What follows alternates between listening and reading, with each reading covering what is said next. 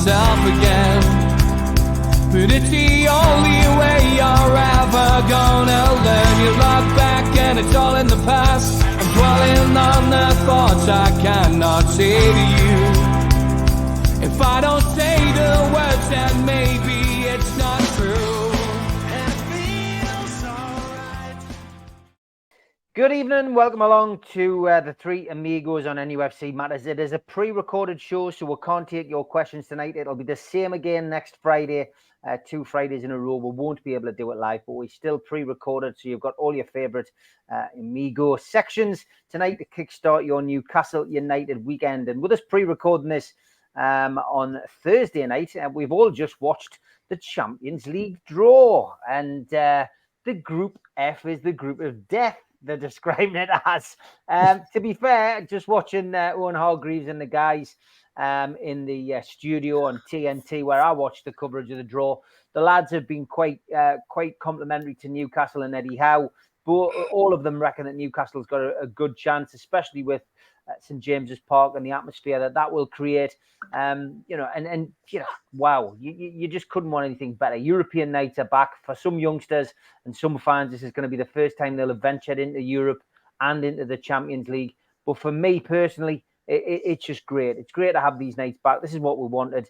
And hearing that music again, seeing Newcastle United's name in there, long may it continue. But Steve, Group F, the group of death, what have you made of that? Brilliant, isn't it? Can't wait for Neymar and Messi. Oh, hang on a minute, they're not there anymore, are they?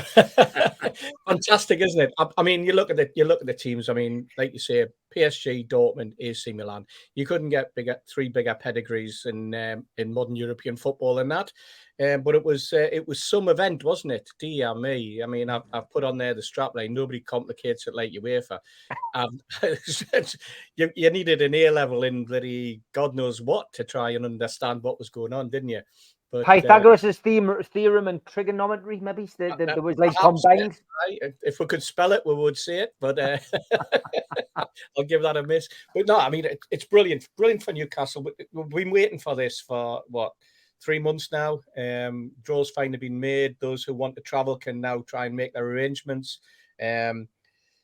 German football, love German football, love going to Germany and watching football over there. Been many times. That in itself is going to be an occasion at Dortmund. It's you go to the yellow wall. We'll experience flags like we've never seen, and so will they when they come back to our place. It's going to be quite a competition, just for waving flags. And then, as I'm sure Mitch is going to remind us, Tonoli coming back to Milan or going back to Milan. You said earlier, Steve, just before we went on there, the club he didn't want to leave. Exactly, the club he didn't want to leave, and just checking flights and stuff. The good news is that all of these flight paths are EasyJet flight paths from the UK. So the bad news being it's EasyJet. Yeah, well, it's cheap, but I'm sure they'll bump the prices up and on Eurostar. But that's the joys of European travel. I'm afraid you'll find those cheap flights maybe don't exist anymore when you want to go to these places. But roll on these European nights, Mitch. Whether you're going to the games or whether you're sitting watching it at home and listening to the music and with your friends and family, it's an ideal opportunity this for us to test ourselves against the greatest teams in the world. Well, like we said before, I think every other team in pots 1 to 3 will be looking at pot 4 saying, don't want them. Mm-hmm. I don't want to go there on a wet Tuesday night under the lights where the crowd are up for it and everybody's on my back. And I think the groups presented so many potential stories. It's more than just a group of death. You've got Saudi versus Qatar. You've got Tonali returning to Milan. You've got war flags up against the big yellow wall at Dortmund. There's so many potential stories in there. And football to be played and French football friendships to be made. And a seat at the European top table to be taken again. And we've got an opportunity to really just be a fox in the hen house. Yeah. And wreak havoc. We've got nought to lose. Mm-hmm. It just go there and play how with the intensity and the style that we know we can, and nobody will fancy a game against us, particularly at home. And you know, we've shown we can go toe to toe with just about anyone on our game. So why not just go with that? Play with the spirit that we've been playing with. It's funny, you know, I'm wearing this T-shirt tonight. Forget I was wearing an AC Milan T-shirt. I picked this up in an outlet here in Dubai about 4 years ago. It's one of them really high quality, lovely Adidas T-shirts that you can just hide on when you're digging shit around the house. And here we are 4 years later. Not only have we signed our best player, we've now drawn them in the Champions League. And if you told me that the day I bought this T-shirt, I would have said you were off your nut. It's fantastic. And this is the ride we're on now. And we want to keep on this ride. And yeah, we've had 2 days with 2 difficult draws. But you've got to play all the best teams somewhere along the way. Mm-hmm. And so let's just go for it. Have a gunslingers. We've got more than a puncher's chance. Mm-hmm. More than a puncher's chance. And I'm dead excited for it. And I'm slyly checking flights with Emirates to various places while we're recording. Good stuff. Good stuff. That's what it's all about. George, hot balls or cold balls? Neil's got under his name today. You and our WhatsApp group are going to hope the temperature of the balls has been checked. I mean, but joking aside, George, it's great, isn't it? Just to see all the fanfare. Just to see all the furore and you know and everybody getting excited about it. I mean, the officials from the club that I saw in the audience were Lee Marshall, who obviously is the head of PR, Darren Eales and Dan Ashworth. Didn't see anybody else there. I'm sure there will be more in the content. But even the rubbish by UEFA really is part of the whole thing, isn't it? It's just it's part of the whole razzmatazz and the get involved and all that kind of thing. So even that's not to be passed. But having experienced European nights from all, across the years, Neil's right. You lads are right. Nobody's going to want to come here in a hurry. They can be who they like, and that's the big thing. We are the dark horses, the unknowns, if you like, and I think that gives us a certain advantage, and we can use that to our advantage as well. You know, it's so we're a surprise package, and we should make use of that, and it'll certainly add to the space. And I can see some great nights. People are getting really excited about it. You know, it's just great, absolutely great, and can't wait. Can't wait, to be honest. As soon as we can, let's have it. You know, it's I mean, I can remember the nights with Barcelona, the nights with Milan, and all of that sort of thing. Anything like that, and they won't enjoy that. That's for sure. They won't enjoy that. Okay, George, we'll come back to you because I think you've got a phone call or something coming through, or you're looking at a message. So I'll come back to you, George, when you're not preoccupied. Neil, just want to talk to you about the hot balls, cold balls. While I remember, and obviously we had the League Cup draw yesterday. There's a lot of people talking about the numbers. Newcastle were the wrong number. We came out number 20, but actually we should have been number 19. And you know, again, it just leaves a bit of a sour taste in the mouth, doesn't it? Because it feels as if it's been done deliberately. A lot of fans will be kicking off about it as usual. But I mean, you know, surely you get something as basic as that right when you're doing a cup draw. Look at all we're joking on about the way that the Champions League's been done and all the ins and outs and this, that, and the other. And that's why you're in here. And TV dictates that you're in this group. But at least they explain it. But these guys in the Carabao Cup, where you expected to be at least professional, didn't get it right. Details matter. They really do. I mean, at the end of the day, does it really affect the draw per se? The balls came out as they came out. However, if by the rest of the balls it was supposed to be done alphabetically, they cocked up. And it was wrong. I'd like to know how someone like Man United would react to that at the minute, seeing as they're crying about everything and anything at the moment. I think would be more of a reaction than I think was come from our club. I do wonder, have the Football League and their sponsors effectively produced a null and void draw by the technicalities of the rules? It wouldn't surprise me if to be honest with you, I think Newcastle will take it on the chin and just get on with it. Mm-hmm. But Nick DeMarco would probably tell you better, but I bet a sports lawyer could have a little peel through the rules of the competition, and there might be some minutiae in there that makes it a null and void draw, which is flipping ridiculous and not our fault. No, nobody's fault at Newcastle United. Which, you know, to be fair, from what I can see, everybody's just going to get on with it. We'll just get on with it. That's the draw's the draw.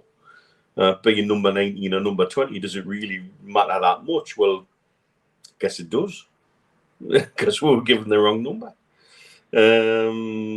But isn't it? Sorry, and how can they get something so fundamentally wrong? Who was in charge of it? Isn't it tragic that we're talking about Premier competitions and suddenly talking about doubts about how it's kicked off and how it's drawn and all the rest of it? It's just football at the minute, isn't it? Everything they touch seems to be liable to change, you know. Not very clever. Not very clever at all. Seem only able to shoot themselves in the foot at the moment. But I would like to know where the fingers are pointed as to who got that wrong. Because bearing in mind, the sponsors are from Southeast Asia, and the draw seems to have been all tied up with Southeast Asia. And is it just somebody who genuinely got the alphabet mixed up? I don't want to be talking about it sounding like it's sour grapes, but details matter. Mm-hmm. And it's embarrassing more than anything. Well, I was just about to say, it's not just sour grapes, is it? It's just poor, shoddy organisation. You know, surely that's a basic. You've got a list and a certain number of balls with numbers on. You've got to match them up, and if they can't do that, what the hell are they doing? You know, it's that easy for me, I'm afraid. Yeah, Steve, it's a bit of a strange one, isn't it? I mean, I didn't know what. I mean, somebody posted yesterday when we did Super Mac and Gibbo. Just is nobody going to talk about the fact that we were allocated the wrong number? And I didn't know what he was talking about. And then when obviously it started to come out on social media, I then got what people are talking about. So really, it should be redrawn. I mean, no games have been played. Maybe they should redraw it. Yeah, or should we be playing Fulham away? That's the other one. You know, it was supposed to be Norwich, wasn't it? They got our number mixed up with Norwich. We were number 20 or 19 and vice versa. And they've obviously, somebody's dropped the one. But you know what? The guys are right. There's a mistake being made. Under the rules, what would they do? I would imagine Newcastle, like Mitch said, will just take it on the chin. Because I think they've got more important things to get themselves involved in at the moment. But I didn't see that live, so it wasn't until this morning that I heard about this farcical situation that seemed to have opened up. I was actually at an event last night, but it's amateur. Put it that way. It's something that shouldn't happen. We've seen mistakes happen before where there's a ball being missing. Didn't it happen in the Carabao Cup last season, or was it the FA Cup where I think Harry Neville pulled out the wrong ball or something? Or I think it was the FA Cup. Was it the FA Cup? Giving away a team where it should be. I can't remember the exact nature, but these things do happen. It just goes to show with no matter who you put in charge, there's always an element of risk.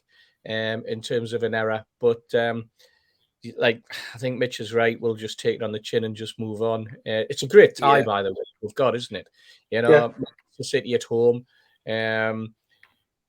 it really puts a marker down. You know, we played decently, as we talked about a couple of weeks ago, but didn't get the rub of the green. You know, the players seem a bit overawed. I think bringing City back to St James's Park so early on in the season for a cup tie, I think that might just be something that the squad needs, something that the players need, because they want to put something right after a bit of criticism that came their way.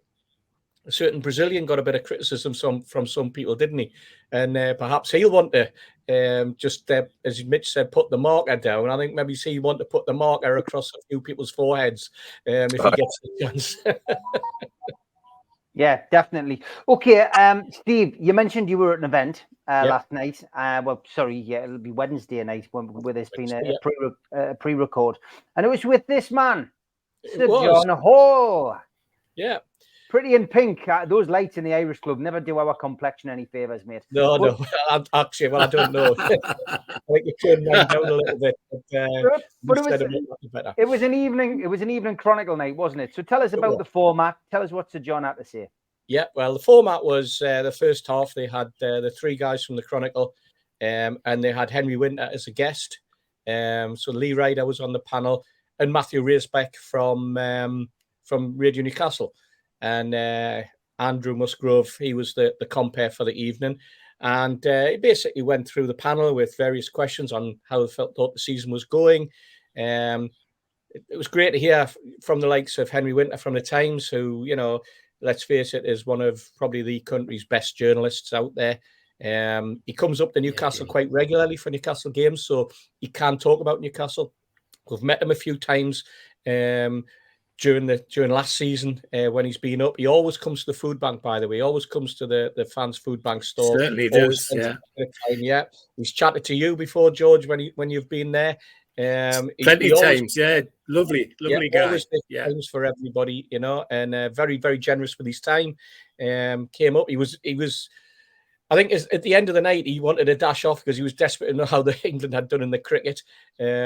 I think he was going to hopefully get back to his hotel or wherever he was staying and try and catch some of the highlights, because he is very much a sports guy. But it was good. It was good to hear some of the local press who all seemed to be in agreement that the transfer window had been an 8 out of 10 in their eyes. A couple of them felt as though that we'd gone into the window and we'd bought for the future, with some of the signings likes of Hall and Livramento. But they all thought that the signing of Tonali and then what they've seen of Tonali since has been a master stroke by Newcastle. So it was good to hear.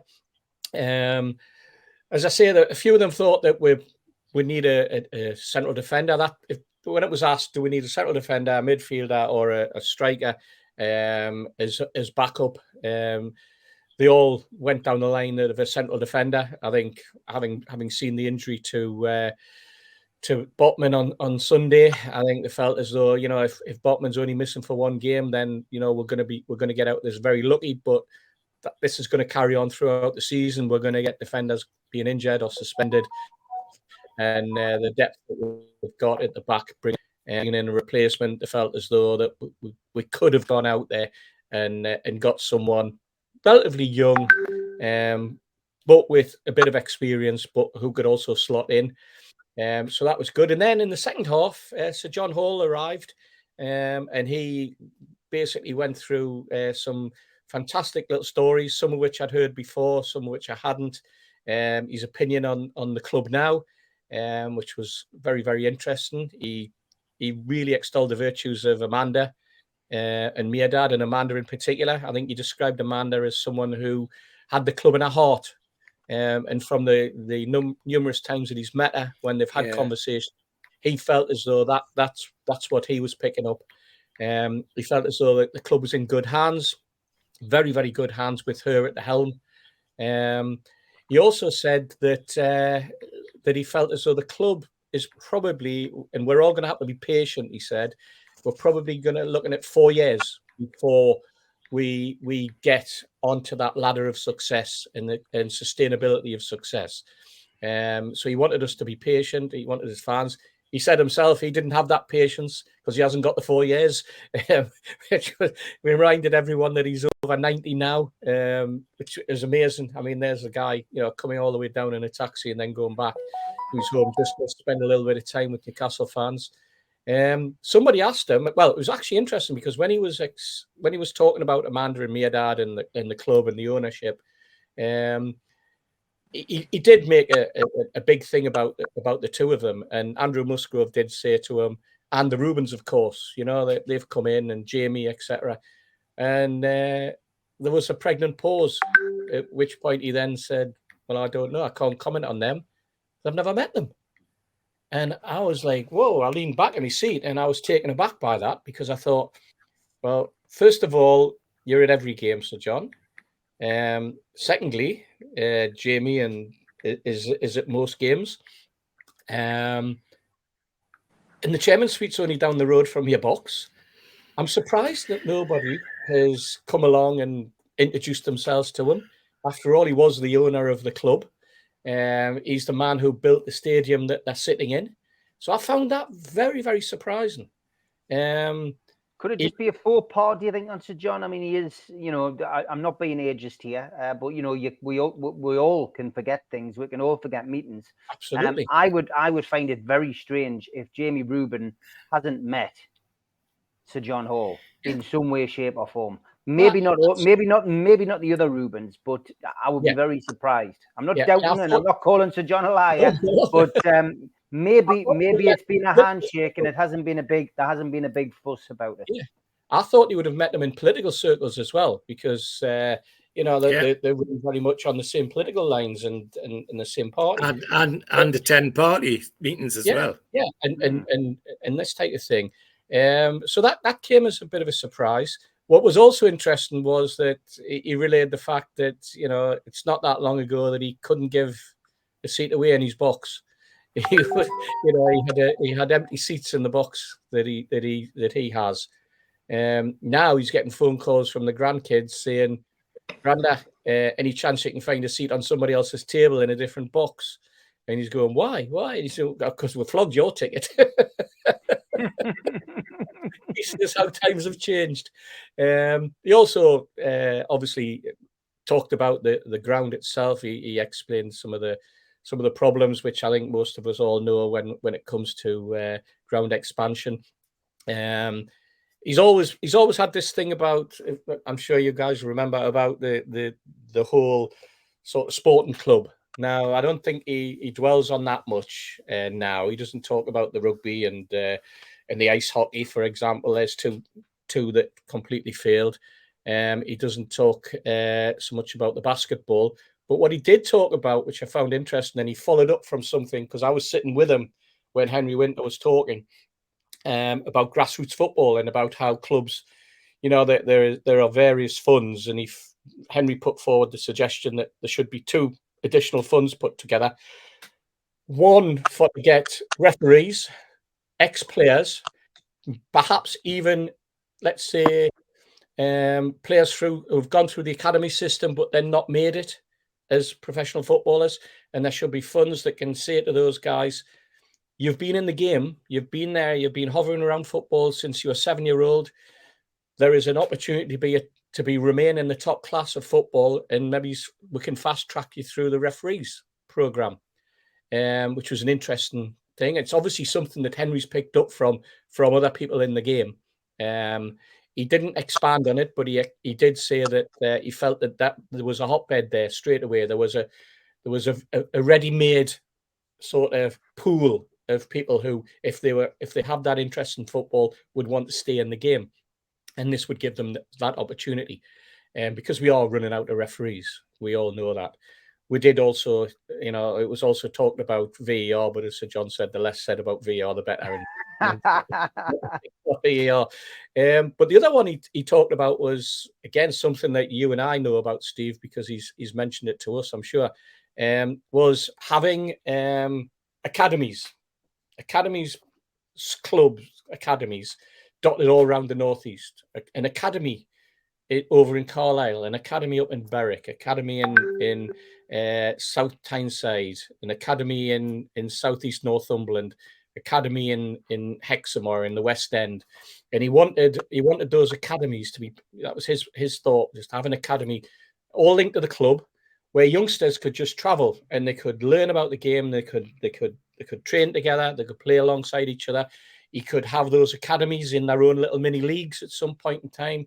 And his vision was that one day, at the end of every season, after running it through, you would have the opportunity to see academy players playing against academy players to see whether or not they're good enough. The boys' club situation is slightly different, and we could talk till the clouds come home about the boys' club's scenarios. But when kids are lifted at 7 and 8, and they feel as though they're part of a football club, we all know how that can affect them. So he wanted them to be very much involved in an academy system and academy games, and basically competing against each other for the place, instead of thinking that the only people they're competing against are kids that the clubs are never ever going to see or never get the opportunity to see. And this is something that we've spoke about on our WhatsApp group with Kevin over in America, isn't it? Over the last few weeks, yeah. And he said that his vision. I mean, you know what he's like. He does go over the top sometimes, Sir John, with his ideas. But he just had visions of a footballer being treated like you do with the golf, and suddenly, you get given the award as the top academy player of the season. Out of all the little mini academies, you get offered a contract there and then, and you get the old green jacket that you put on, or as he said, the black and white jacket, like they do at the golf, where you win the Masters, and you're the master for this particular year. And all those little things, that's great. It's great in his imagination that at 90-year-old he's still thinking about those little ideas and this type of thing. But he's still very enlightening. He still loves the football club. He talked about the passion.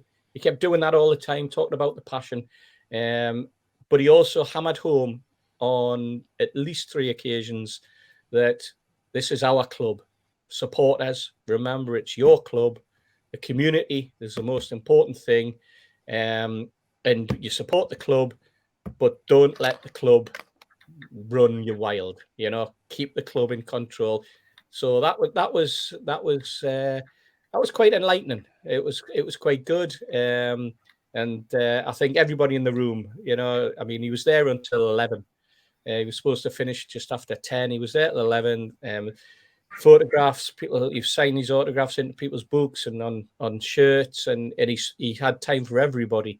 And then he headed off, and I think he'd had a really, really good night. So all in all, Steve, one of those events that come very few and far between, to have the opportunity with somebody like Sir John to meet the supporters like that.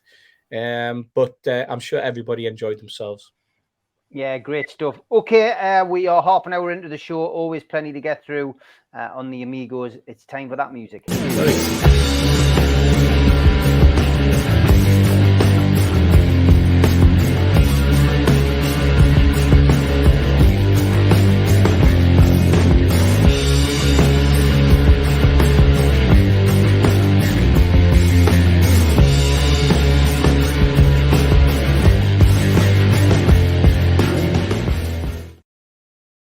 The day I met, where we're asking you to send in photographs of you meeting somebody from Newcastle United, past or present. Can be anybody who worked for the club, anyone who played with the club, managed the club. And Terry Armstrong, a regular viewer, doesn't quite get the grasp of what I'm asking him to do. He submitted this a few weeks ago. It's called The Day I Nearly Met. And the day I almost met Eddie Howe. He said he was running late and he couldn't stop. Classic. Thanks, Terry. Well done. We did have this one. Sandro Tonali at Scoopalicious at Tynemouth. Those of you who've been down there and walked along the seafront, there's a nice little ice cream hut in the car park facing the coast. He was down there meeting the fans at Scoopalicious. And was that? No, that was a lookalike. I did have another one, but I can't find it. I'll keep it for next week. That was a lookalike, which we'll come to a little bit later. But if you have got any day I met, then send them in to me or send them to the lads, and they'll work their way to me, and we will show them next week, just so we can play the music.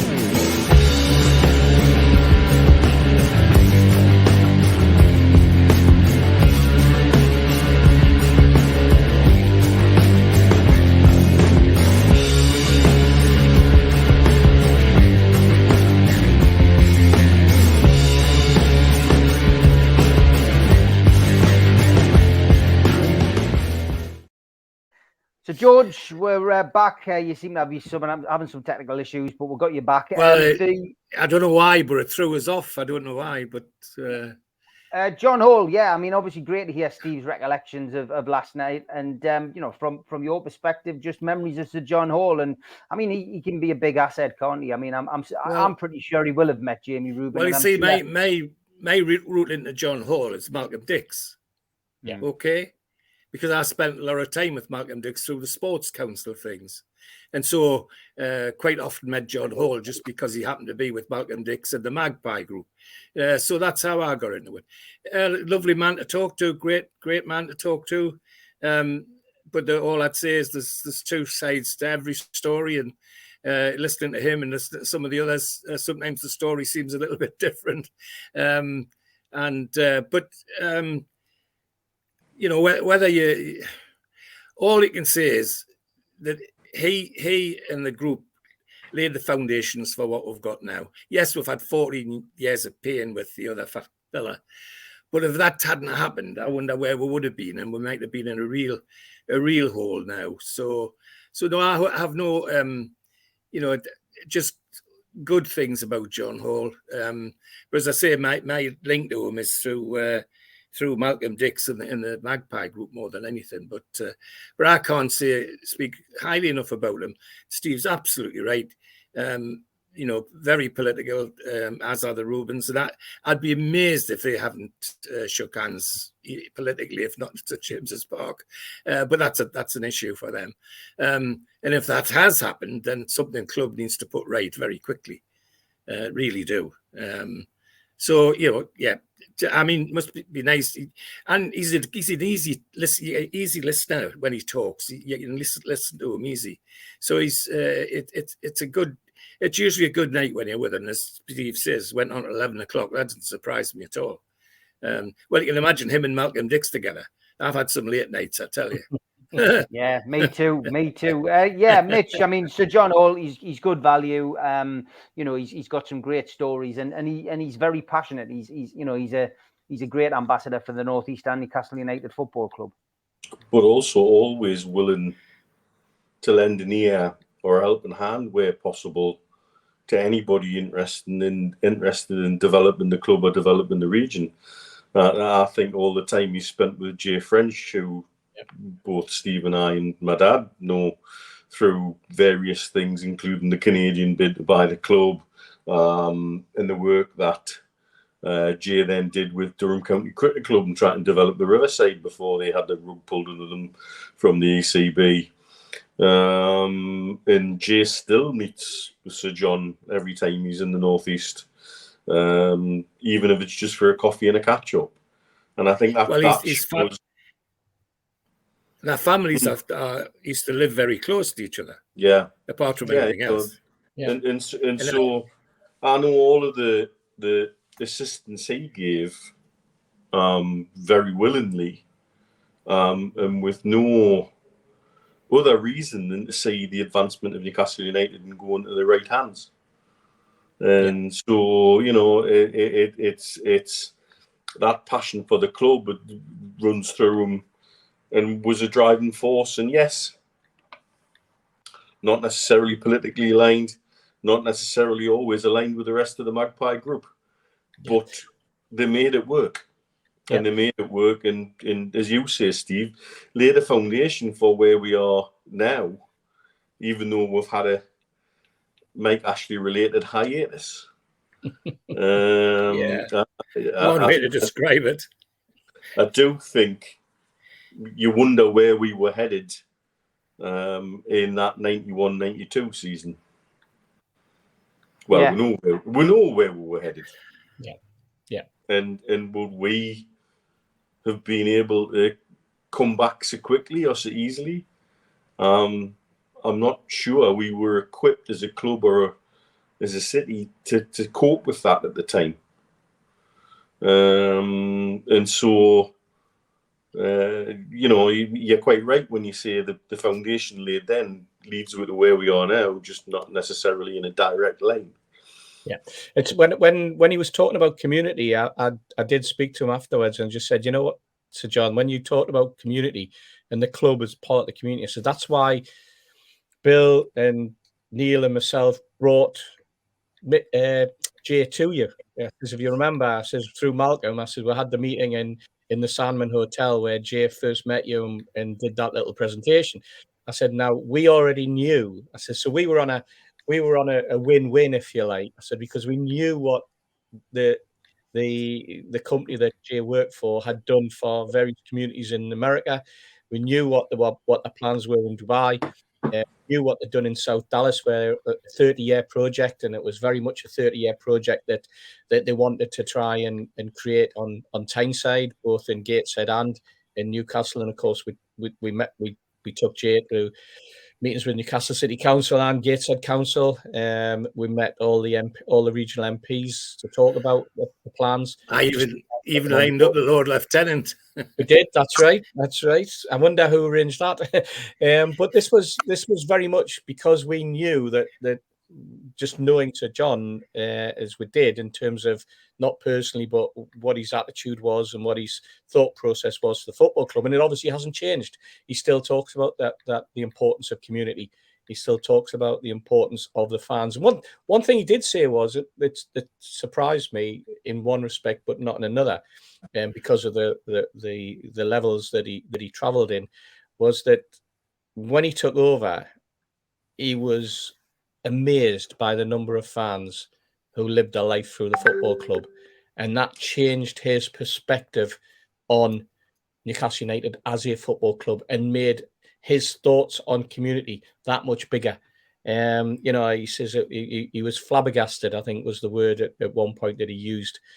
And we know it. We know through various people. We know through the Darren Currys of this world who lived their life through the football club, and the travel away, that everything that they put in, the effort that they go to travel overseas, to travel to pre-season games, to go to away games, and basically support the football club through thick and thin, and have done. And Sir John said that was really something when he took over that completely threw him. Because obviously we didn't have social media in those days. We had a newspaper, we had the Chronicle that reported on football. But apart from that, everything was done independently. And that's a subject that we've talked about on numerous occasions. Fans, we always travelled independently. We like that independence of doing our own thing, and I think we still do. So that made it very difficult in those days to really grasp what some supporters did to travel all around Britain and Europe and the world, following their football club. So all of those little things, these are all things that now part of the passion of being a Newcastle United supporter.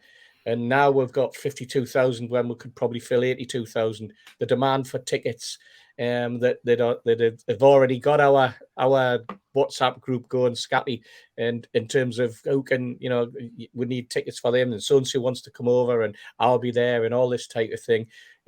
That's what Support Newcastle's about.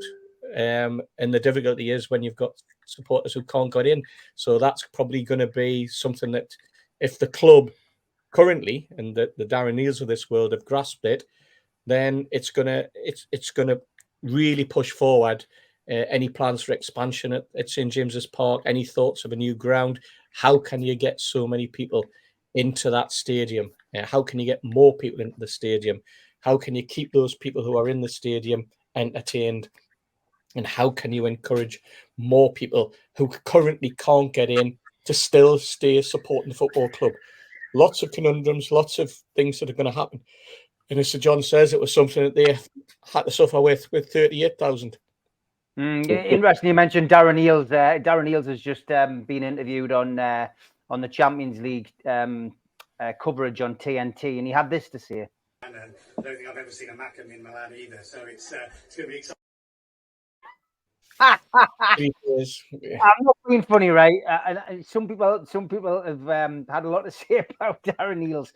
But I tell you what, he's on the ball with things like that, and he's going out worldwide saying, "I've never heard of Mackem. I've never seen a Mackem in Milan." Steve, Brilliant. that will go viral. Yeah.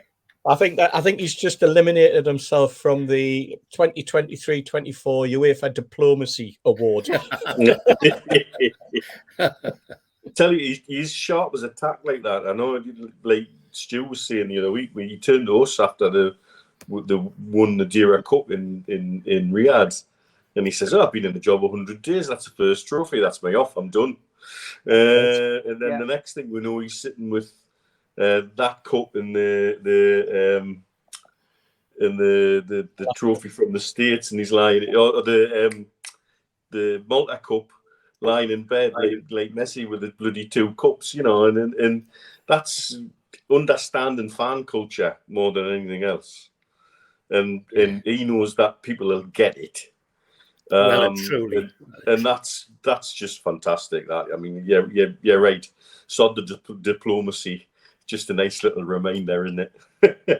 Yes, I think our head of media and content, who was standing next to him, must have gone, "Oh God!" Nice one. Poor Lee Marshall is right. The only bit I missed out of the Jay French idea was the community committee. I thought that was a brilliant idea, and he was going to have. There was going to be a place for people like the Lord Lieutenant, for God's sake, on his community committee, which was very interesting concept. But never mind, we've got something different, and actually, I think probably something better, because there's more money by a factor of 10, I think, or 20 or 100 even. So in that sense, but it's just so good. The atmosphere and the way we're moving forward is.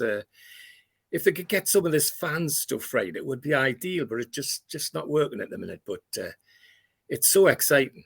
You know, for somebody like me, it's just a breath of fresh air from beginning to end. It's absolutely super. Good. Yeah, you're talking about the fans stuff there, George. I mean, obviously at the match again against Liverpool, people struggling to get in with, you know, look. On a whole, 52,000 people are getting into the ground, George, but there's still tickets. It's still issues with the ticket, and still people struggling at the East Stand, still people struggling in the Milburn Stand, despite people being told to get there early. I guess it'll get better in time, but I get where you're coming from, and there seems to be lots of these fan groups asking for people for feedback, etc. I mean, speaking on behalf of the club and being positive with the club, at least they're dealing with things, George. They are coming back to people. They are trying to deal with things, and they are trying to sort things out. Well, and of course I get feedback other places. I mean, May Rinken's man's a fan and goes all over. His experience at Manchester City with his little lad was nothing short of awful, criminal. And this notion of the club putting out fake tickets, I think that's illegal. I think they could get themselves into trouble with that, but never mind. But yeah, if they've got it in hand and they're doing something, we can't ask for much more. But it's just that that's the one end of the club that doesn't seem to have fitted everything at the moment. But yeah, it'll get right. It'll get right, and we can all enjoy it. Yeah, it's going to be interesting to see how the Champions League tickets get dished out, Mitch. I mean, it's, you know, again, we won't know the full SP on the Champions League until the weekend. I think Saturday, they said, but before we know when the game times are, etc., and TV, etc., it'll all be sorted out by Saturday. So, you know, then the big clamour for tickets begins, you know, what's available. I mean, the good thing, I guess, is there's some big stadiums that we're going to.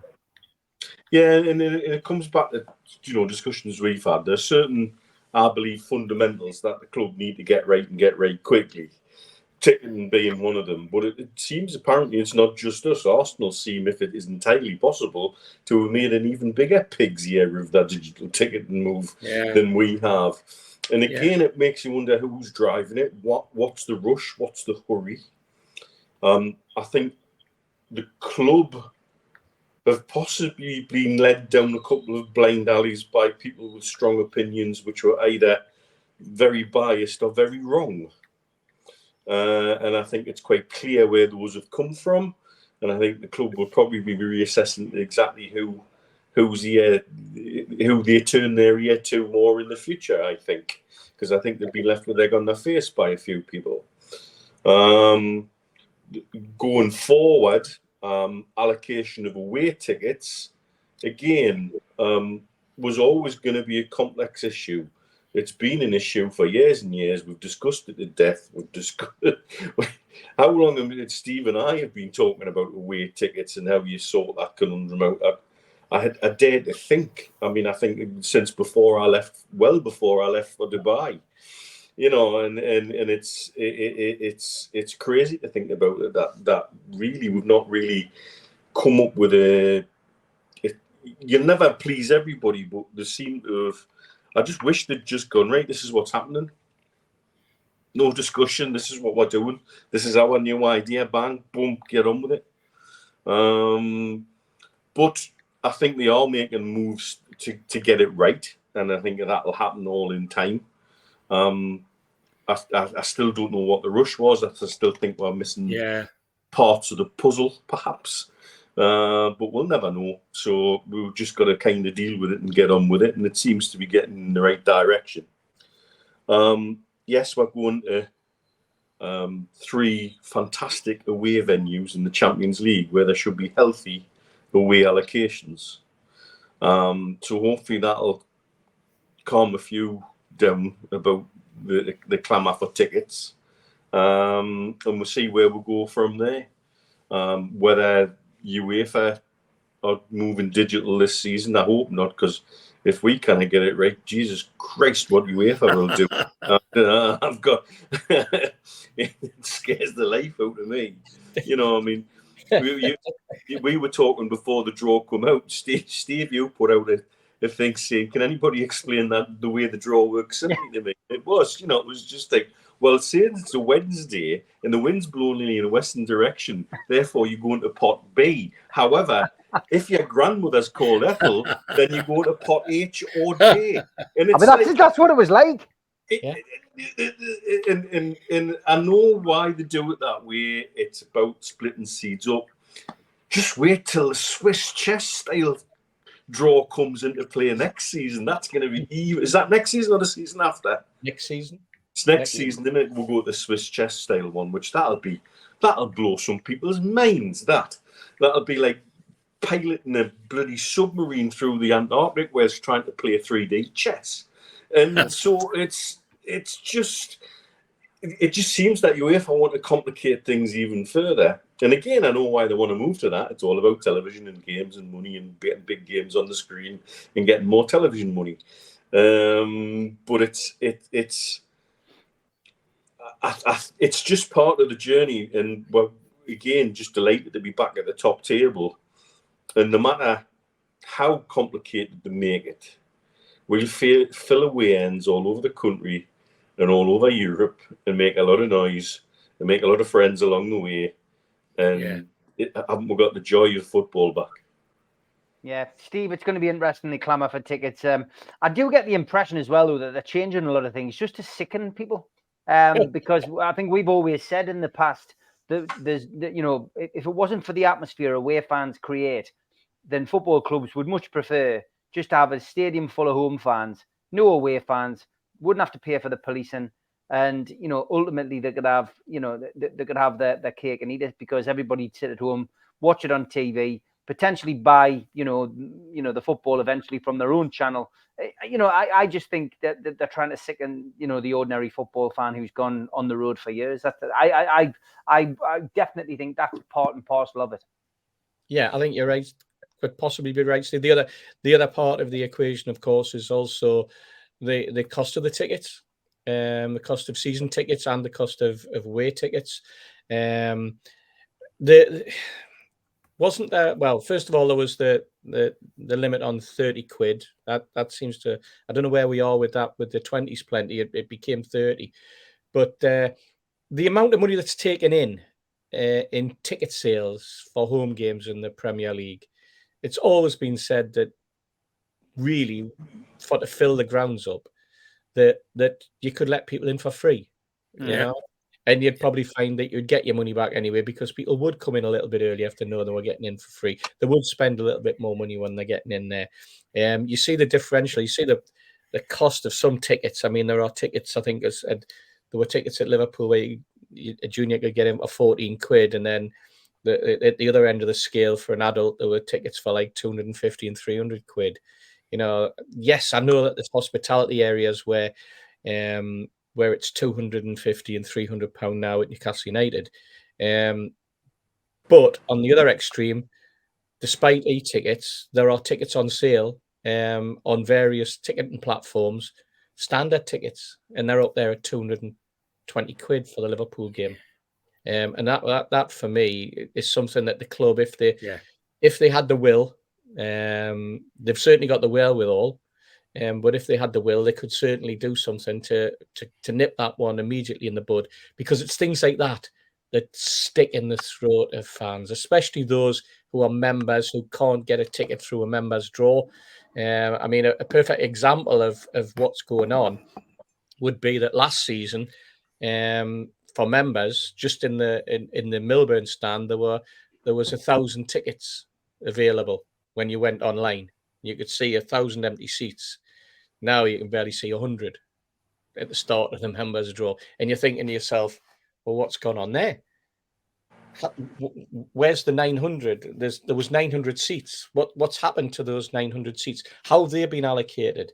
You know, have they been given out as season tickets to people when we're not aware of season tickets ever going on sale? Have they been held back?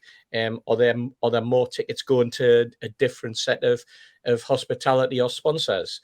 You know, all of that type of thing. But it's a huge differential when last season, when you had a member system, there was over 1,000 tickets available in a stand, and now there's like less than 100.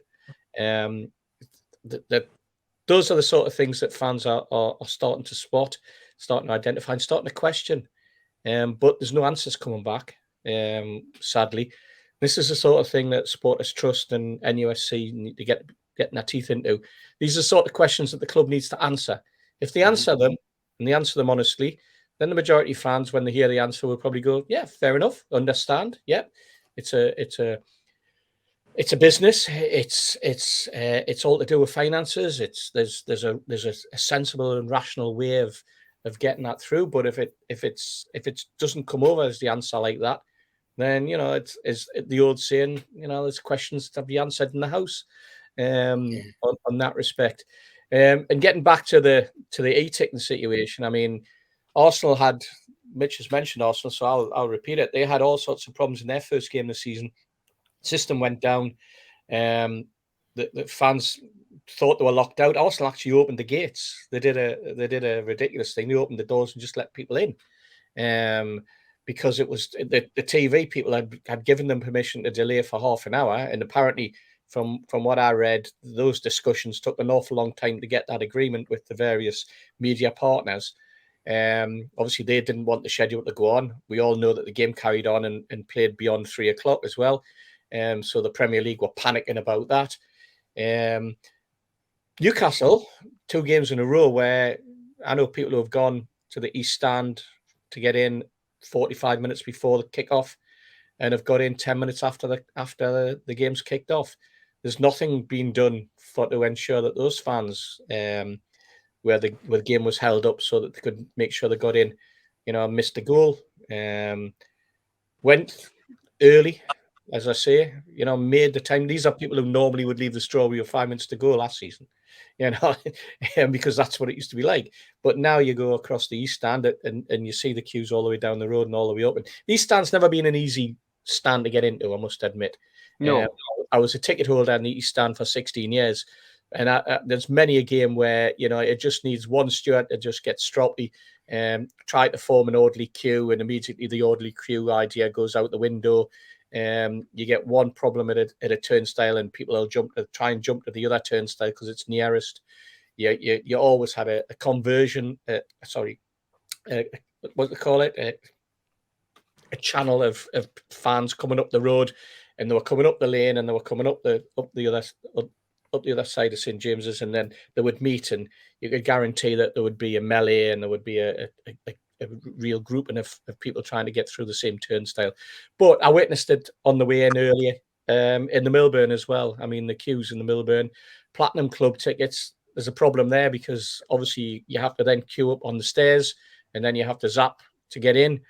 So you've got all those people standing on the stairs, and it's what, 3-4 stories up. What happens if there's an incident in the ground and they have to evacuate, and those people are already on the stairs, and people decide they want to come out? And these are health and safety issues more than anything else. Nothing really to do with the ticketing, but they're areas that the club need to be considering, they need to be given answers to, and they need to understand that the contingencies there for to eliminate these problems as well. So everything's not rosy in the garden with the e-tickets. I didn't even show my ticket on Sunday. I just went in, and the guy was standing at the bottom of the stairs, and he just said, "I know you, get in," because the queue was so, it was taking so long. I think it was taking like 30 seconds for people trying to get the ticket to zap and trying to get the machine. As you know, Steve, at least 3 of the blokes that work on that staircase, that they also work as porters in the university. That's right. Yeah. So I've never asked either.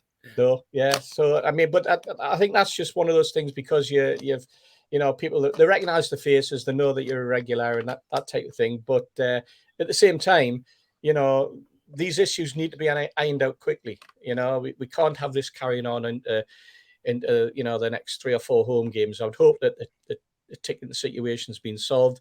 I feel for a lot of these people who had issues online when they're trying to get tickets for away games, when they're trying to get the membership for home games as well, where the system's kicking them out, and there's various anomalies on the internet with on the website rather, with how you enter.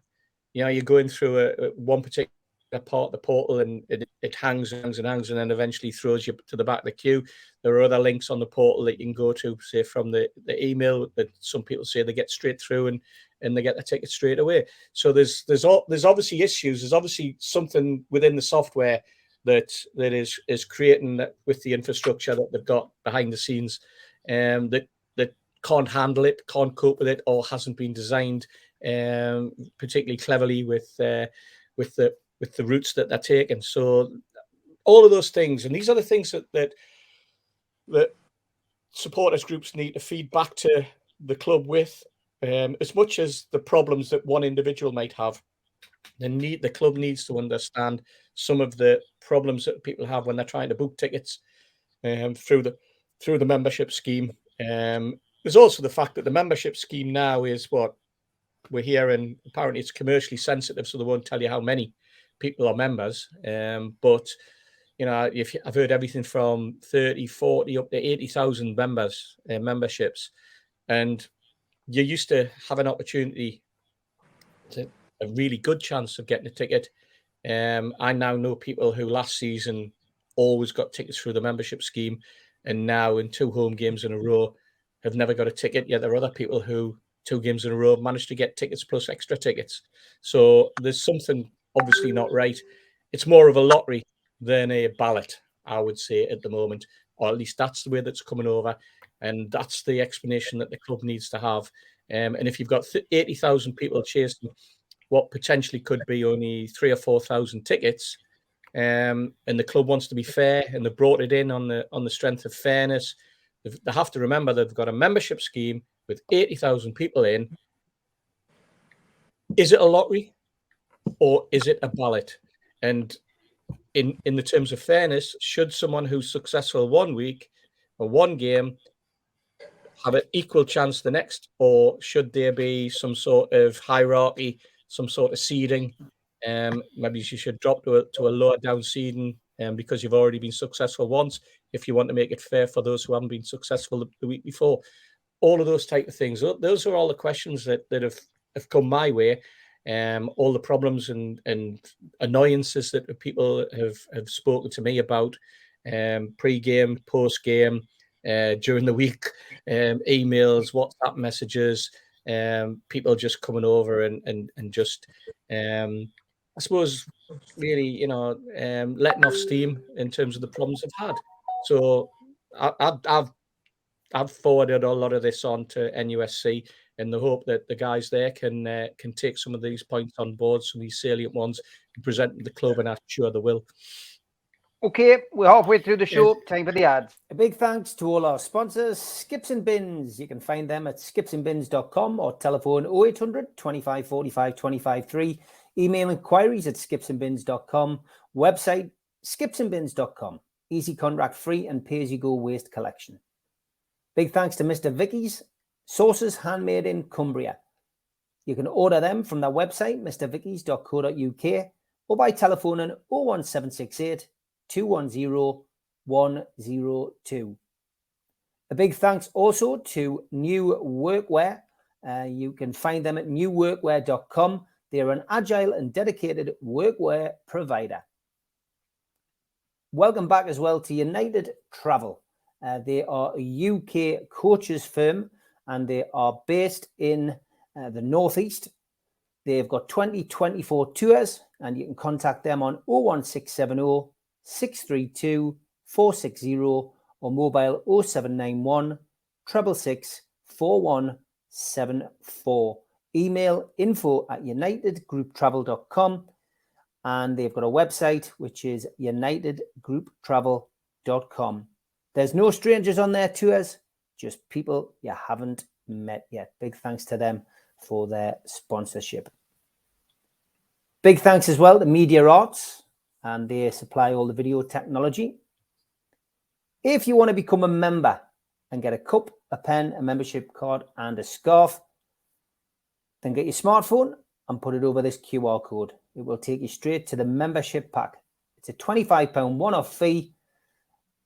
You can also go to NUFC Matters website and search membership pack to book today. If you want to help the channel, then subscribe to it by hitting the subscribe button. Hit the thumb up under the video to like the video and click share to share to your other social media. We're also available as a podcast on iTunes, Spotify, and other podcast providers. Don't forget, we help the food bank on this channel. If you want to do so virtually, go to nufcfansfoodbank.co.uk and make a donation today. The Alan Shearer raffle is back on. 150 tickets, £1 a ticket. Win a limited edition signed Alan Shearer ball. Enter today at nufcmatters.com. Okay, I've got a few tweets to get through this week. You have to bear with us, but here we go. Tweet of the week.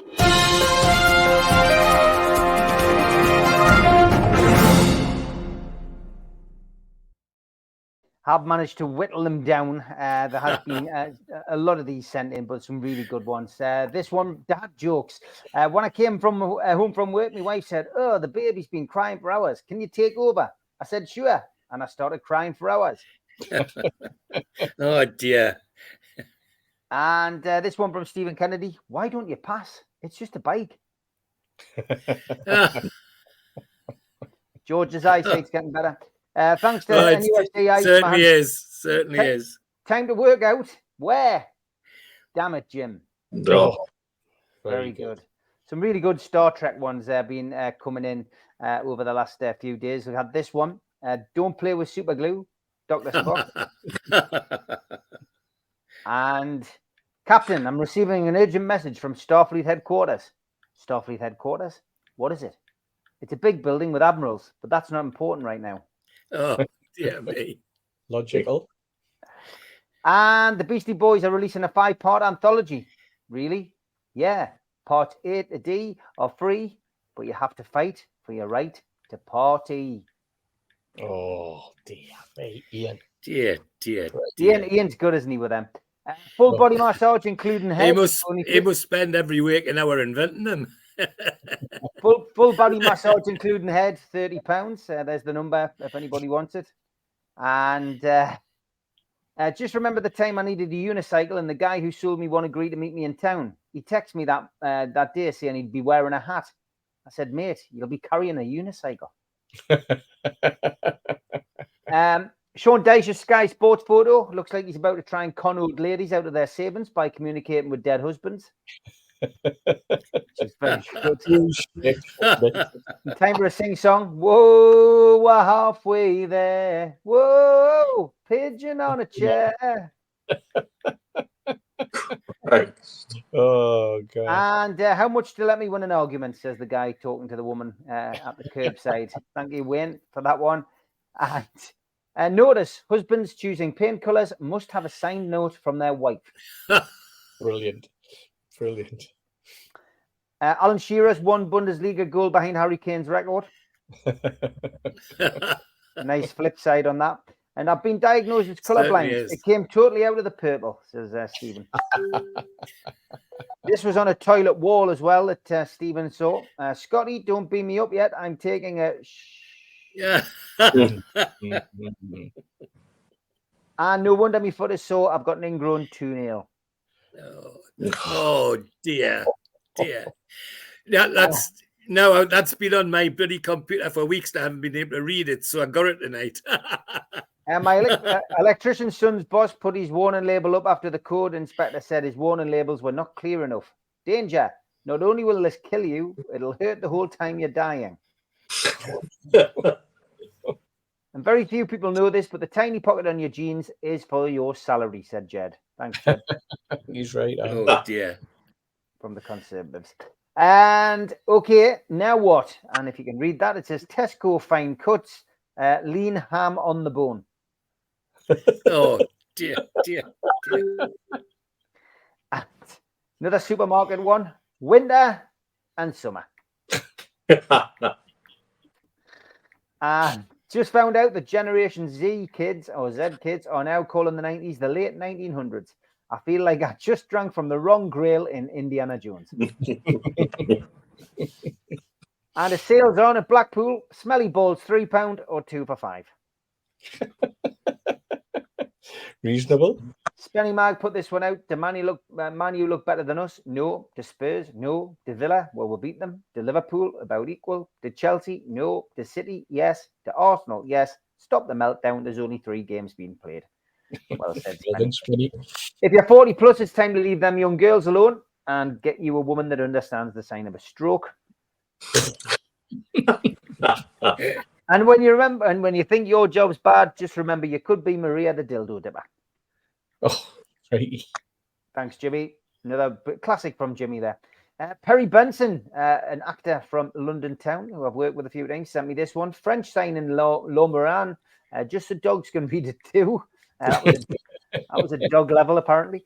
And this one from Ian. So I was in a shoe shop this morning trying on a shoe. And I said to the assistant, it's too tight. She said, try it with the tongue out. I said, no, it's no good. It's not too tight. Ian. And suddenly Bob found himself the topic of all the office gossip. Thanks, Jimmy. Another one that's near to the bone. And don't let Sean Connery teach your dog to sit, says Ian. Which is another good one. And beep, beep, beep, beep, beep, beep, beep, beep, beep, beep, beep, beep, beep, beep, beep. Tragically, no one could hear the truck backing up after this conversation between R2D2 and the Roadrunner. And this one, at last we now know how Stu Penman saves up for Christmas, says Stephen Kennedy. Quiet farts and loud stink farts. And this one, I said play dead, not play dad. And bear in mind, I did say I've got to load a few more, so you'll have to bear with this here because we've had a load from the likes of Jimmy Wilson. Got to give a big shout out to Jimmy on Facebook, who sent me a few this week, as always, and Paul Whitfield, and of course Zara. Zara always sends us a few. A guy was driving down the M6 with his blonde girlfriend. She piped up, I think those people in the car next to us are from Wales. Why do you think that? He said. Well, the kids are writing on the window and it says, let me read that, guys. Stit Roy Sue was. I am not reading that out, lads, but anybody who wants to pause the video tonight and read that back, do so at your own leisure. Some people never grow up. Oh. Good photo. And so very tempted to go in and ask, says Dunnell. How much is that doggy in the window? Another one from Dunnell. The first Indian restaurant is due to be opened on the moon. They're calling it One Giant Leap for Mankind. Oh, dear. And I do like the old photos. I often get sent some. There's a great one of the old Milburn stand, the old West stand. Fantastic. That was my very first stand that I ever sat in at St James's Park. So that makes me feel old seeing that. This one, Tonali, was seen on Shields Road and Biker this week. Watching the fight. And this one, parenting 1974 style. Mum, I'm really ill. I think it's appendicitis. Drink this and watch Finger Bobs and you'll be fine. I think we all know that one. And this one, Oxo for stamina. Newcastle United's team in the 1906-1907. A scarce Oxo for stamina advertising card of the team. In the 13 short years since their formation, the club had developed a team of promising players, winning the First Division Championship for the first time in 1905 and losing to Aston Villa in the Cup final 1906 and 1907. The team won the championship for the second time, yet in front of a crowd of 28,000 were sensationally defeated in the first round of the FA Cup 1-0 by Crystal Palace, then a non-league side. And on the reverse of the card, the trainer James McPherson, second from the left, is quoted as saying, "Our players, having used Oxo for some years, of the opinion which I share with them, that for stamina and strength, there is nothing like Oxo." So there you go. Go and get yourself some Oxo this weekend if you're feeling a bit down. Oxo was I don't know if I've told you, one match Oxo nearly killed me, but my dad used to get the Oxos at half time, but I didn't like pepper in. And I liked pepper, but it didn't like me. And he put the pepper in, and I didn't realise that I'd drunk it down. And by after 10 minutes after the kick off, we're losing you there, George. We've lost your internet there, George. We're losing your internet. So I'll take you out. You have to come back in. You can tell us that story about the Oxo. There we go. Sharon Marshall. Chelsea has made a £120 million bid for this dog on an 8-year contract with the option to extend for another year. And this one, Tetties, apparently. Yes. I'm not sure why I was sent that, but thank you anyway for the thought.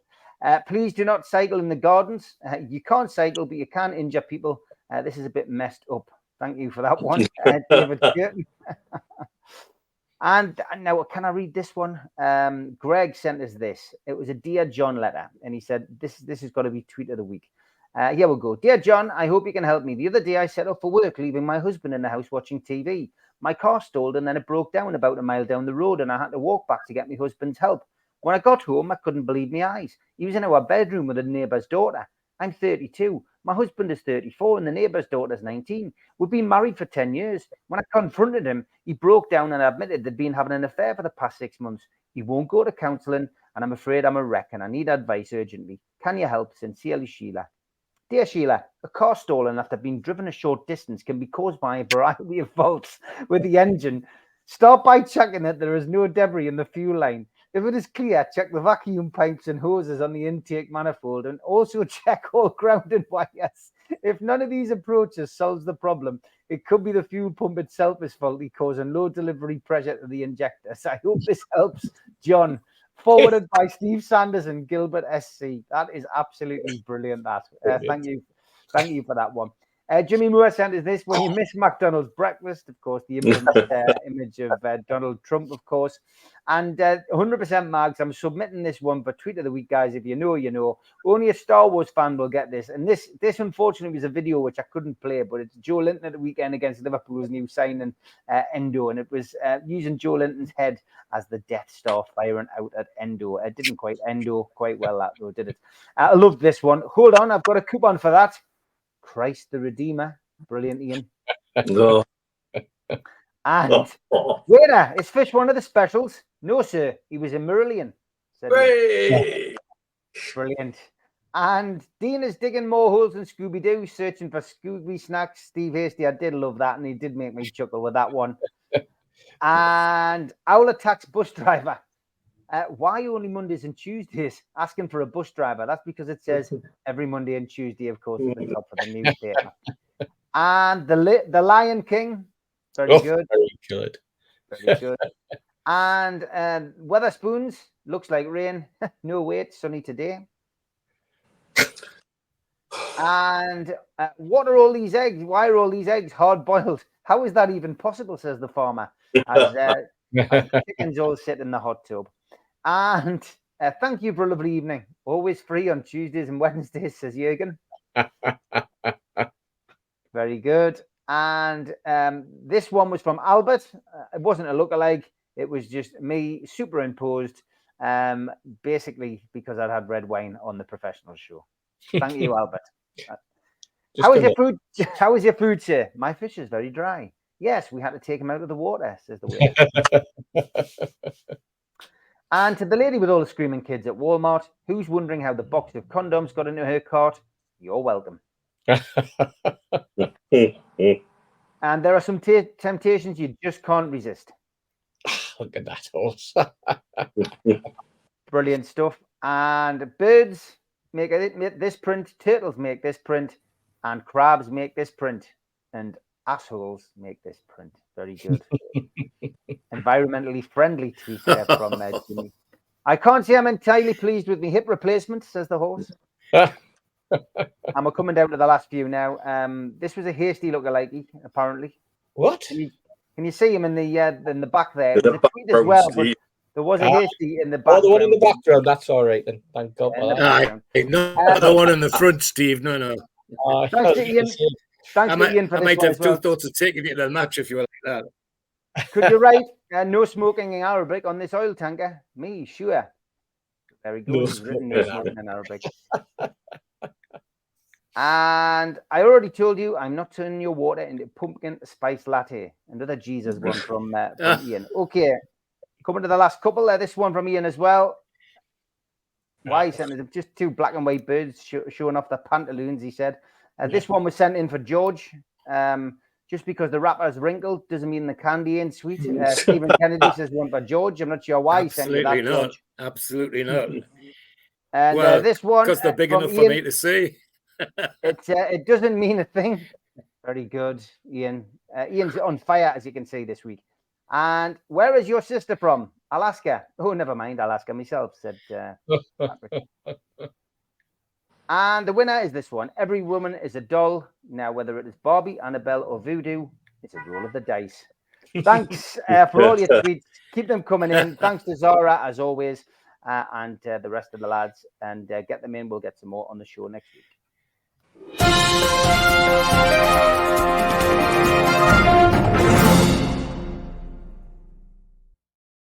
Okay, I did put out a tweet and asked if anybody had any questions for us. And there was one from Lee, Nightwaves on Twitter. He said, how long do you think it'll take us to catch up with City and Liverpool?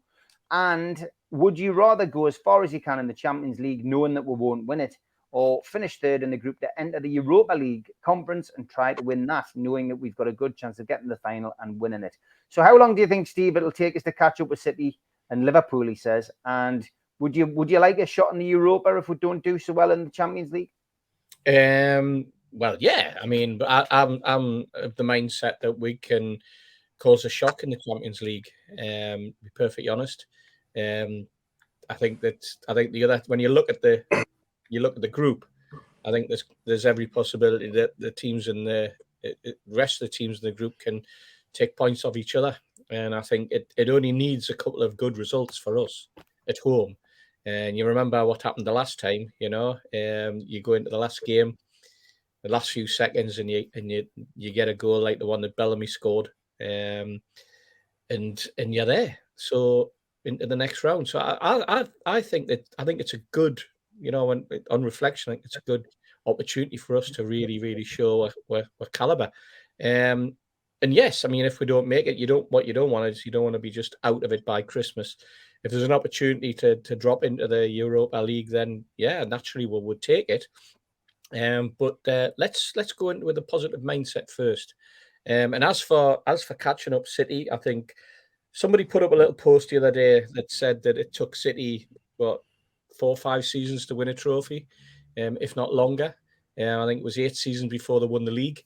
And I think that as the person who posted it said, and apologies, I can't remember who it was. I think we're at least 4 or 5 years ahead of them in that respect. obviously known from where they came from and what they had to do to finally win the league. I think maybe within 2-3 seasons, we've already broken into the 7 or created a 7. I think that we are higher than 7th in that top 7. I think we're there 3rd or 4th at the moment, and it just needs a little bit of time and some more quality that will come from whatever we can bring in financially from the new sponsors, which are apparently getting announced sometime on the 1st of the month, which is obviously today if you're watching it, with Adidas, and we'll find out there also how much money that's going to bring in, but the amount of money that's going to come from progressing in the Champions League. It's a phenomenal amount of money that's available, and it's for a club in our position from an FFP perspective. It can really take us on to the next level, and to do that, I think that just as important qualifying for the Champions League this year is repeating it next year. And if we repeat it next year, I think we can go on and start winning stuff and be considered one of the contenders within 2 to 3 seasons. Okay, George, same question to you. How far are we away from Liverpool and Man City? And absolutely would you like? Yeah, 3 years max, I would say, and we need to hang on to Europe as long as we can. Once we're in it, there's no. I wouldn't be looking for an easy way out. I'd want to stay in as long as we possibly can. And all right, if it means going down to lower competition, well, so be it. But not if I'm willing to do it. We really got to go and try and hang on to it as long as we can, because it's a big thing for fans, big thing for players, big thing for FFP. Now that we're there, we want to stay there if we possibly can. But I agree with Steve. 3 years and we'll be knocking on the door. And would you like to go into the Europa if we don't do so well in the Champions League? Well, if that's the only way, that's why I say hang on to Europe as long as we can. And if that's the only way, well, that's the only way. But I would want to try and stay in the European Cup as long as we can. But hang on to Europe would be my mantra. If there's an opportunity to stay in Europe, well, we'll stay in Europe. Don't give it up. Yeah. Okay, Mitch, same for you. Yeah, the key for me to catching up to Man City is repetitive Champions League qualifications.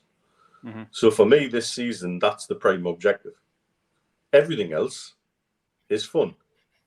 Everything else is gravy. Where European adventure is fun. Where it's an opportunity to really stir the pot. The cup runs, yeah, okay, we've got Man City in the next round of the League Cup, but you've got to play the big team somewhere along the line. So let's knock them out early and go on our way to the final. So I think we can play with a degree of freedom this season that people don't realise. As long as we keep on track of hitting top 4 in the league, and that's the key, because those repetitive Champions League qualifications help us right the FFP imbalance quicker, because they've weighted the system against us a little bit. You got to remember, Man City did all of that without half the FFP restrictions that we're under. Yeah, and therefore, and they broke the rules anyway, by the looks of things. And there's still not enough people still talking about that, by the way. So I can see us catching them up in 2 to 3 years, as long as we'll have repeated Champions League qualification. Mm-hmm. That's the thing that'll right the FFP imbalance. That's the thing that'll allow us to balance the books in a much easier way, because then the sponsorships become bigger. And it becomes a snowball. It rolls and rolls and gets bigger. And that then levels the playing field out. Where if, for example, moves in Saudi eventually break European football in terms of UEFA and the Premier League having to change their attitude to FFP, I think if the gloves came off, it would be mental. and be prepared to spend as much as they liked to accelerate that. But while we have to play by the rules, the key for me is repeated Champions League qualification. And that might sound so boring for a club that's desperate for silverware, but that's the financial reality that we have. However, in terms of Europe, if we were to drop into the other competition, well, West Ham looked like they had a damn good time last season, and I'd quite enjoy a bit of that. You know, there's, as long as we can drag that on, as my dad says, Europe, as long as possible. I'm happy with that. I'm happy with a bit of European adventure. Not a problem at all. No. Steve, the last thing I was going to say, and I forgot about it, was that behind the scenes, I'm firmly convinced that the lawyers that helped Amanda and my dad to solve the live golf problem, you tell me they're not looking at ways that solve an FFP? Because I think there must be, surely. Yeah. Surely there must be. Yeah, no doubt about it. No doubt about it at all. Okay, half an hour to go. It is time for Tune Lookalike.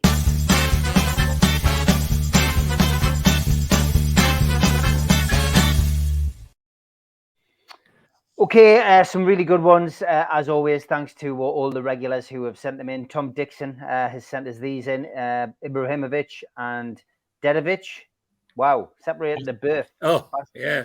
Basketball player and the footballer, of course. Wonderful, Tom. Thank you. And Liam Neeson and Frank Lampard. I think Lampard will be over the moon with that. Yeah. Jim Carrey and Nuno Maniche. Yes. Very good. Very good. And Tonali and Pirlo had that one before, but a nice clearer image there, Tom. So thank you for sending in your suggestions. This one, which I gave away earlier, Steve Bruce cheering on Arsenal at today's match, along with Stu Penman. Excellent, that, Jacob. Thank you. And this one was brilliant. Tonali having a great time at Witherspoons.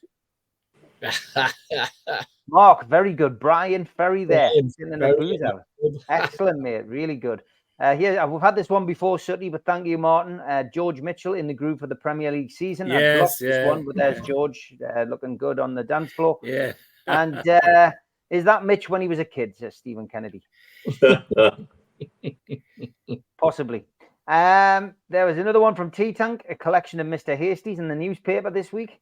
Fair enough. Just for old time's sake. And Gary Glitter apparently was at the No to Ulas march this weekend. I got sent this on multiple occasions. I'm sure that guy will have had a shave of his beard by now. I'm sure he wouldn't have liked the comparison and probably took them sunglasses away as well. This one from 100% Mags. He says this one's got to be a contender. Jean-Claude Van Damme and Harrison Charles Ashby. Yes. Mm-hmm. Yeah, very good. Very good. Yeah. And, this one, a triple, says Tim. He's going for a hat trick. The guys, one of them guys is a chef. One of the guys is a racing driver, I think. I've got no idea who the other guy is because he didn't put the name. It's Frankie Dettori, isn't it? Frankie Dettori. Yeah, I didn't even think that was Frankie Dettori. So that shows you what I know about horse racing. But a triple there from Tim. Pretty good. Yeah, I mean, it's all about whether they look like the person. So that's what it's supposed to be about. Ryan Phillip, the actor, and Kieran Trippier. Oh, yeah, let's see where he's come from. From David. Yeah, good. And Pretty Patel and Nadine leaving the pub where the resignation was penned. Thank you to Simon for that one. Good lookalikes. This one always makes me laugh, of course. It's Spitting Tabs, isn't it? It is. Ed Sheeran and Ed Sheeran's Absolutely. And this was sent in, of course, by Albert. Changed the faces of Mulder and Scully after I'd been sent this from Ian. If you face what Mulder and Scully, they look like a great synth pop band. So thank you. Thank you for the combined effort there. This one was from Yorkie. He says, I was in the Three Bulls after the Villa game. I sat down at the table. I could have sworn Bruno was sitting there. I got this lad permission to send you this, by the way. Yeah, very good. Good little likeness, Yorkie. Thank you for sending us that. Yeah, very good. And I don't look anything like Fred Elliott, Alan. And there's no red wine in his hands. It's definitely not me. Internet Hall of Fame. Oh, one for Friday, says Tim. I always told people I met Michael Jackson, but now I found the picture taken. Who on earth was this? Exactly. What a classic. And Ian sent us this, a proper lookalike. JD Pardo from Mayans MC and Bruno. Yeah. He's a bit studgier, but I can see the likeness. And the Roswell alien and Melania Trump. Oh, God. Getting towards the business. We're getting towards the business end, you can tell. Press secretary for Putin and David Moyes. Yeah. Thought that for a while, that one. Yeah. That's very good. It's not the winner, though. It's not the winner. That could have been the winner. That one isn't the winner. I've got a top three. Here we go. Mike Dean and Jasper Carrot from Alan. Yeah. Poor Jasper. Number 2, Darren Eales and the Go Compare man, Wyn Evans. Wow. Mick Gilchrist. Go Compare. He can sing like him. And the winner, Todd Campbell and Conor Gallagher from 100% Mags. Yeah. Very good, mate. Very good. Keep them coming in, folks. Some really good lookalikes ones, this week. Yeah, some really good ones this week. Keep them coming in. But don't forget, we're pre-recording next Thursday, so the deadline for next week is Wednesday.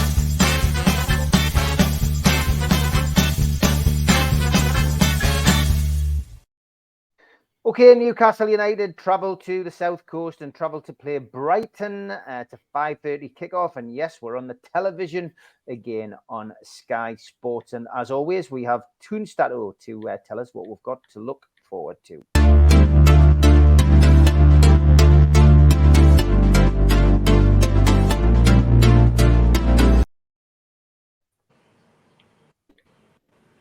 Away the lads. Have you ever seen a Macam in Milan? Or in Dortmund?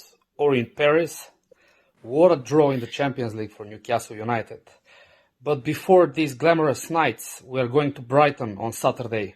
Let's see the pick of the stats. After impressive wins in their first 2 games, Brighton lost at home to West Ham in their last game. They lost 2 consecutive games in the Premier League back in October 22, just when Roberto De Zerbi joined them as manager in his second and third game. Newcastle, on the other hand, lost 2 consecutive games in the Premier League away to Man City and at home to Liverpool after losing only 5 games in total in the Premier League last season. We won 3 consecutive games back in March and April of 2022. Anthony Gordon has had an amazing start to the season. He's been involved in 3 goals in his last 4 games for Newcastle. 2 goals, one in the last game of last season against Chelsea and one against Liverpool, and 1 assist. He didn't have any goals or assists in the 20 games prior. When it comes to Brighton, we've never beaten them away from home in the top flight. And our last win at their stadium came back in 2017, and that legendary goal by Mo Diame. Since then in the Premier League we have played 6 times, 4 draws and 2 defeats, and we have scored only 2 goals through Jose Perez and Isaac Hayden in what was the first game before Eddie Howe arrived at Newcastle. Let's hope we bounce back and we really enjoy the draw tonight. Have a great weekend, everyone.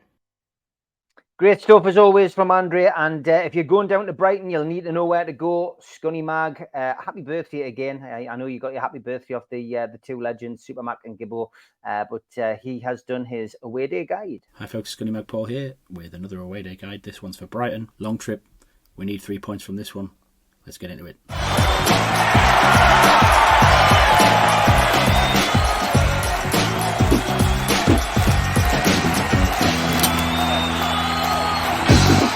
Okay, so the Amex Stadium, it's just short of 32,000 seats. You get a little over 3,000 for away fans, which is a reasonable amount. And then there's a train station right outside the ground, Farmer train station. Drive in there, absolute nightmare. I tend to drive to away games. It's awful. This next one I've got planned in right now. I've used an app. I'm parking on someone's drive about a mile away from the stadium just because it's bedlam getting in and out. And you need to pay in advance for any of the parking spaces around the stadium. There's some at the university, which you don't book through the stadium, but you still need to pay in advance for those. They book out really quick. You find them on Parkopedia and places like that. They're not bad if you get in time through there. They're about $5, which is way better than the club ones. The club charge 15 quid, which I won't get into. I think it's pretty extortionate, but it is what it is. For those of you coming on public transport using the trains, obviously there's Brighton station. If you do want a drink before the game, there are upwards in the city centre that are fan friendly.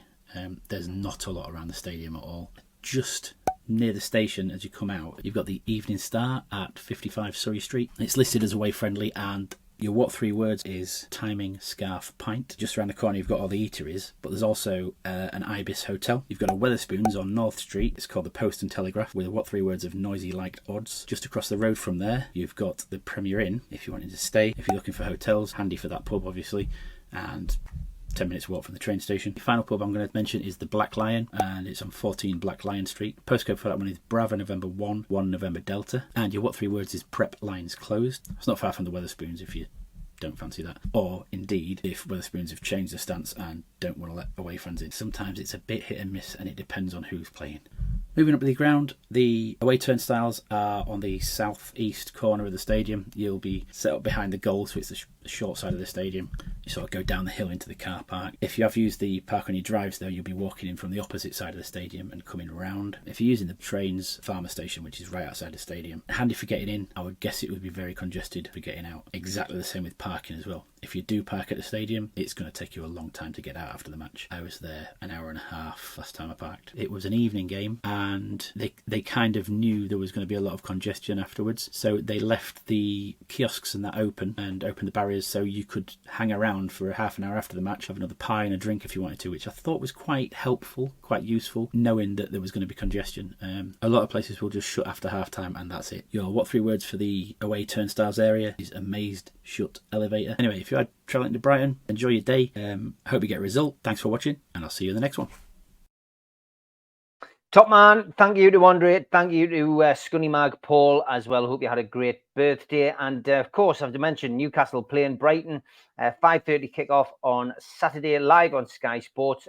We are attempting to win our first away game against the Seagulls in the Premier League at the 7th attempt. This is the previous 6 visits, of course, as I said before. They've got 4 draws, 2 defeats, and 2 goals scored. We did beat them in the summer though, 2-1. Elliot Anderson scoring both goals in New Jersey. 3,000 away tickets have been sold, but please remember there is going to be ID checks at the turnstiles, same as there was at Manchester City. Of course, they did take place, so beware if you've bought a ticket and you've sold it on to somebody. You could be at risk of losing your loyalty points, and if you do it again, your season ticket. So please be aware of that when you go down. A little bit early because we're pre-recording for team news. We know Moda and Espinola are both out for Brighton. We do know that this transfer deadline day will have taken place as well, so there may be 1 or 2 players who've come in or gone out at the respective clubs. And as for Newcastle, well, it's the same again. We know that Emil Kraft is still unavailable and Joe Willock is still unavailable. The fitness of Sven Botman and Joe Linton will be confirmed by the time you watch this show. Referee is Stuart Atwell. He was quite a lucky ref for us last year, unbeaten in all 4 games. He looked after the Premier League and League Cup wins at Southampton, and the Premier League draw at Bournemouth, and the Premier League home win over Manchester United. And on VAR, which we all think probably should be stopped until Mike Dean and his confession is investigated, and maybe the look at whether everybody else is doing favours for the mates. But yeah, Darren Bond is on VAR anyway, if you're interested, on Saturday. So we did have a question or 2 on Twitter. Tom Dixon said, if Botman's injured for Brighton, would you bring in Lascelles and move Shaw over, or play Burnett centre back and bring in Target? A Fennec also on Twitter said, thoughts on Gordon on the right and Barnes on the left. I think Gordon can work just as hard as Miggy. Lots of interesting questions, Steve Hasty, about this team, how we're going to set up. Obviously, with us doing this on Thursday, we're at a slight disadvantage because we don't know who's available. But, overall, what are you expecting from Eddie? Are you expecting some changes, whether the players are available or not? I don't know. It's a difficult one because I thought we played all right. We just lacked that little bit of composure, didn't we? In terms of being able to put the ball in net and to kill the game. Really, we didn't kill the game, and I thought the midfield played well. I thought Tonoli was showed what an absolute class footballer he is. I think if anything, it was Eddie's game management that probably let him down as much as let us down as fans. I don't want to be too hypercritical in what was only our third game of the season, Steve.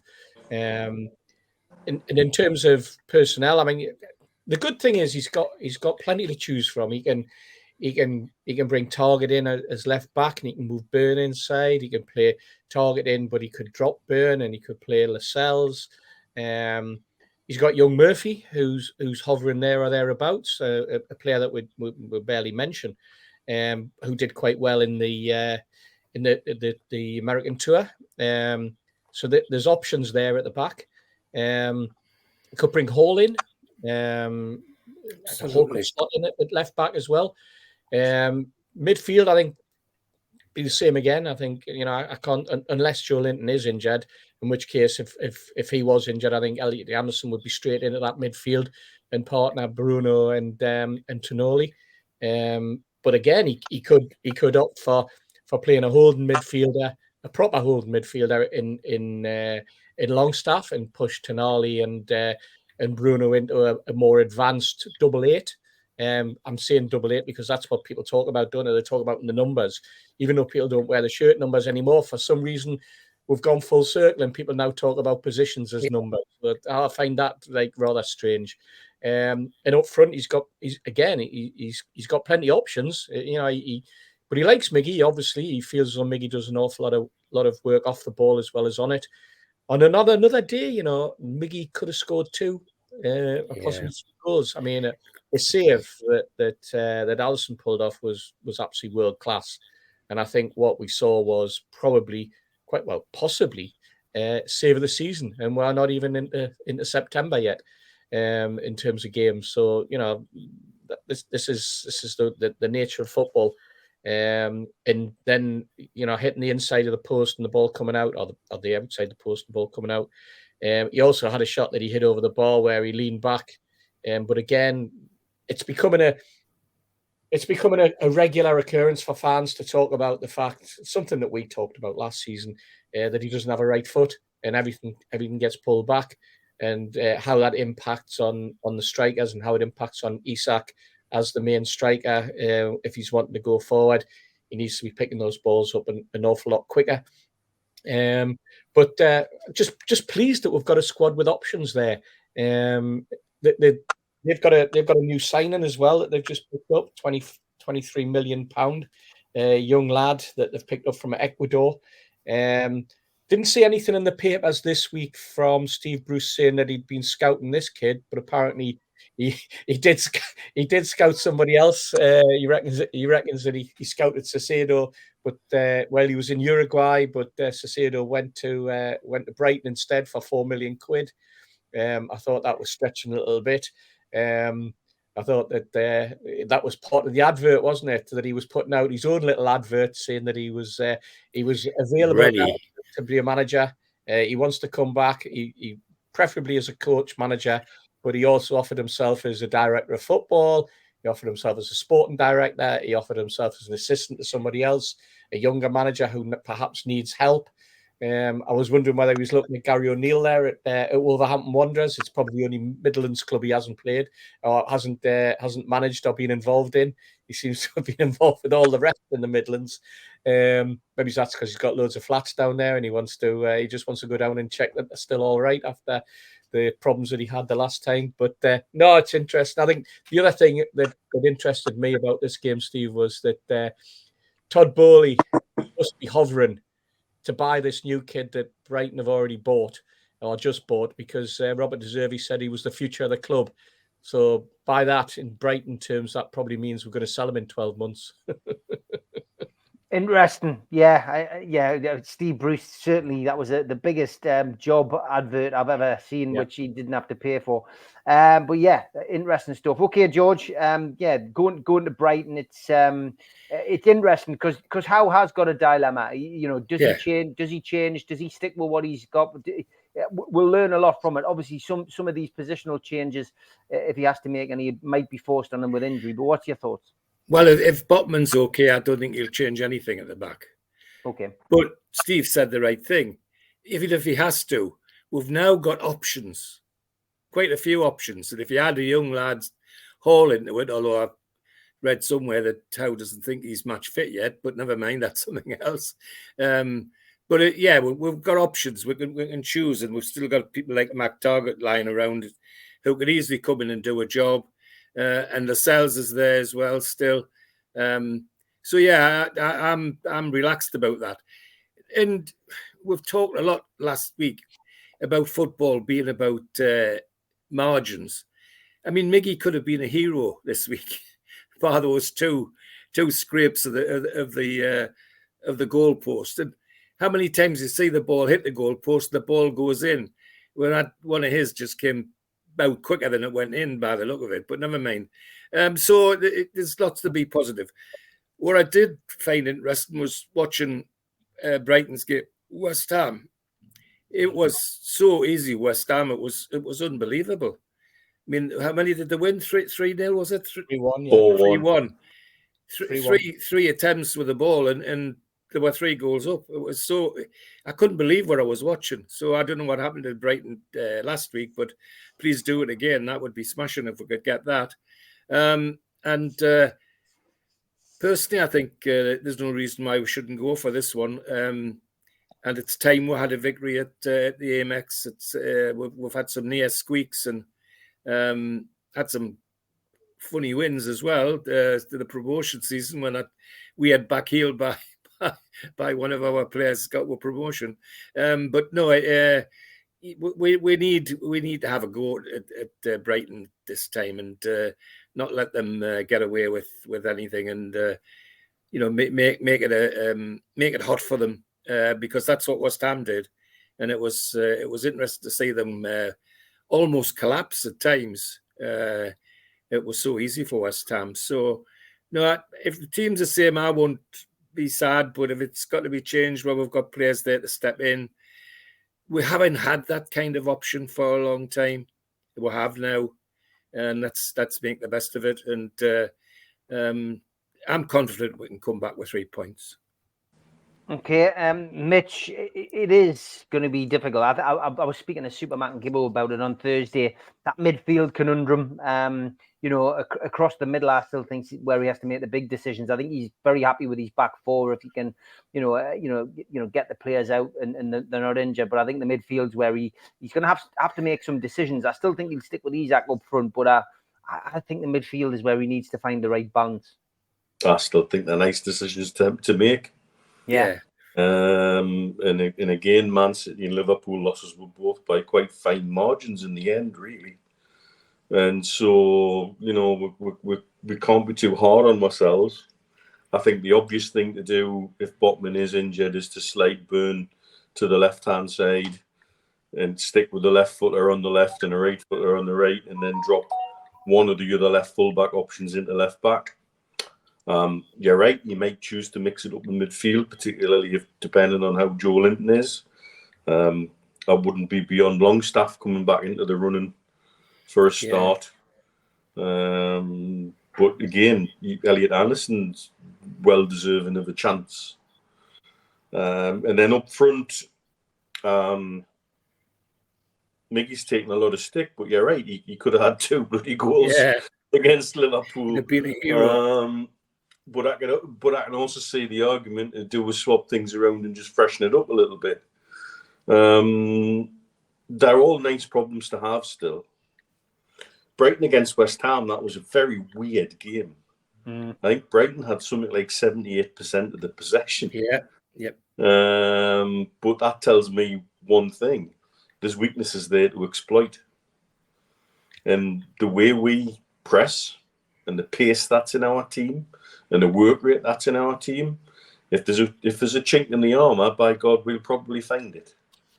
And I think this could be our best chance in ages to come away from Brighton with 3 points, because what would a win there? And you know what? If it's off a stupid goal off of somebody's backside again, I don't care. But I think, again, they're all nice problems to have. And whatever 11 he sends out, the one thing you'll never doubt is that commitment. Mm-hmm. And I think if we show the very least the work rate and the energy that we know we can bring, we're going to give Brighton problems. There's weaknesses there to exploit.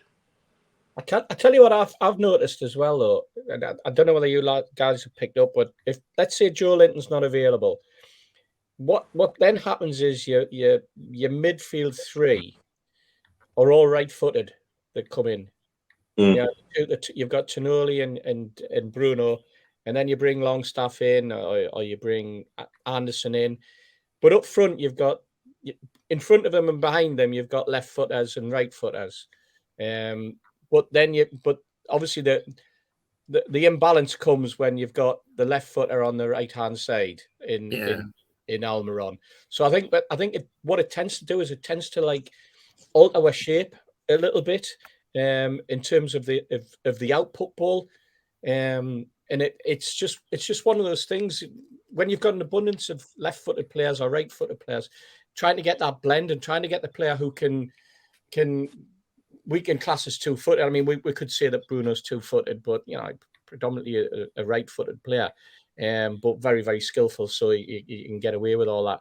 But it's just I think that as the season goes on, that frustration that builds up, and when you lose someone like Joe Linton on the left-hand side, is it more beneficial to bring, say, Barnes on and play him in a little bit deeper role, or is Barnes? These are the good things that he's got, My shout on the Super Mac Gibbo show was, why not go for something a little bit left field? Why don't you, if Joe Linton is going to be the man who drops to try and make that midfield work, why don't you bring in Gordon into the midfield three, play Barnes on the left, and play Murphy on the right, and play Isak up front, and give Gordon that opportunity to be the man who goes through the middle. That way, because he would certainly give the same kind of grit and determination and get stuck in like Joe Linton does. He's quicker, and on the counter attack, he can support Isak, and I think that might be worth a go. And then you've got Barnes on the left, who's giving you that support as well, and putting the balls in, and has also got pace. And give Almiron a break, give him a rest, give him a kick up the backside if he needs one. Bring Murphy in. Murphy's got the pace, he's got the goal scoring, panache like Almiron has. They're very similar players. Give him an opportunity. Let him know he's still in the mix, and he's got an opportunity to have a run out. And stick with Isak, because Isak is clearly the better of the two. We all know that he is the future. And you've got Wilson. If Isak draws a blank, he gets the support, but draws a blank on Saturday, then it's time to give Wilson a run out against Brentford. But I just think maybe go for something a little bit different. But I mean, again, are you thinking of a four-man midfield, Steve, where you've got like playing almost an orthodox 4-4-2 or a 4-4-1-1? 4-4-1-1. I see exactly where you come from on that. Now, I would like to see a bit more freedom for Gordon. Yeah, I mean, we talk often on here about Miggy being left-footed and all that sort of thing. You cannot say about Anthony Gordon. No, Anthony Gordon is clearly capable of coming in from either side, and making his mark from either side. So I'd like to see him have a bit more freedom in the way that Steve said when he was talking about it. Find a way to get the two of them in the team, Barnes and Gordon, in the same team. Yeah, that's that. And I think you're onto a winner then. Pace to burn. Yeah, and you've still got players on the bench who can come on and change the game. I think we're all for Elliot Anderson coming on. We all trust the kid to come on and do a job. But no, it's Eddie Howe's decision. We're running out of time. We need the predictions. So, Steve, you first. I'm going to go for a 2-2 draw. 2-2 draw. I've gone 1-1. George, what are you going for? 2-0 Newcastle. 2-0 to Newcastle. And Mitch, have you got the dice? I have not got the dice. Well, that's unfortunate. So we just need a prediction. 2-0 Newcastle. Oh, going for the same as your dad. Okay, great stuff. Well, we'll find out what the score is. No live show this weekend. I have pre-recorded shows, though. One with Ben Jacobs, and an episode of Those Were the Days will be out on Sunday. I'm back with the fans forum, though, on Monday. I'll be speaking to Mitch and Stu, though, to try and do a professionals on Sunday night. It'll all be in the hands of the trains, though, whether I get back in time. Yeah, but I will do my best. But thanks for watching. Apologies that it's a pre-record. I know you like the Amigos live, but for the next for this week and next week, it has to be a pre-record. But at least you got it, and almost 2 hours as well. Steve, George, Mitch, thanks for joining us. Thank Take you, care, lads. Have a good weekend. I'll have to remember Cheers, which plug I used the last time, because that was a good one. Take care, lads. Good night. Ta-ra, everybody.